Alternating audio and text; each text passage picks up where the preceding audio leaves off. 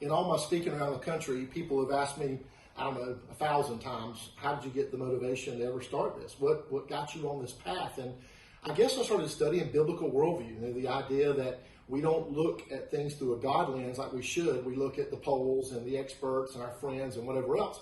And so my reading in probably the late 1980s, early 1990s, as I got more and more involved in the public arena, showed me that we as Christians have an obligation to see things as God does. And then I was in Greenwood, South Carolina with a pastor buddy of mine that just was a hero and a mentor. And he drew something out I want to put here for you. And he built a triangle that was a foundation.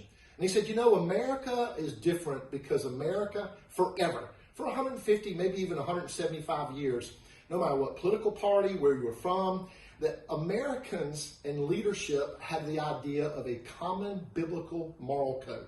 Look at that right there. That's kind of foundational.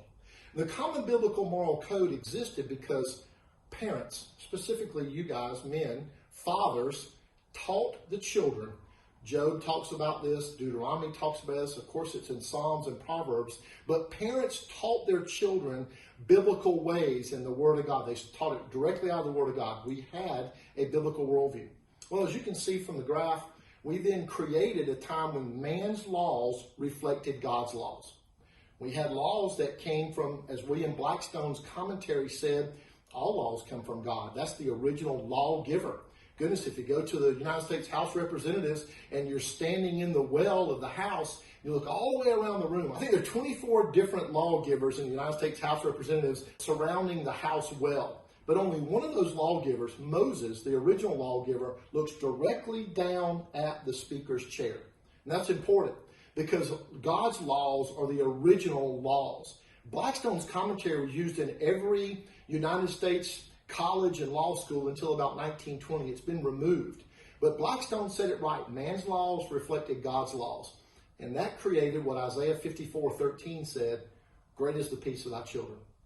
I submit to you now with rampant crime, goodness, the young people that believe in socialism, a failed methodology that's never worked anywhere at any time in all of humankind history.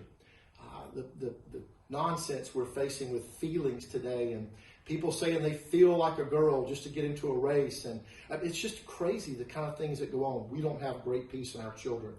And I would submit to you it's because man's laws don't reflect God's laws. It's okay to kill a baby in a mommy's tummy, supposedly the most protected place in all of the earth. It's also because we don't have a common biblical moral code. But the real responsibility, we're not doing our jobs, men. Parents, we failed with our children to teach them and make sure they understand the Judeo-Christian heritage that is America. I got a call of action to you, and that is to get involved. Pastors, faith leaders, dads, deacons, elders, wherever you're at, you need to be involved in this thing called America. God expects you to. We're to step in and step up, and we're to have our voices heard so that everybody understands the Christian influence. If George Barna is correct, and of 82 million people in America, and some 40 to 50 million not voting, we can change anything we want to a more biblical stance if we make sure we maximize the vote. God bless you.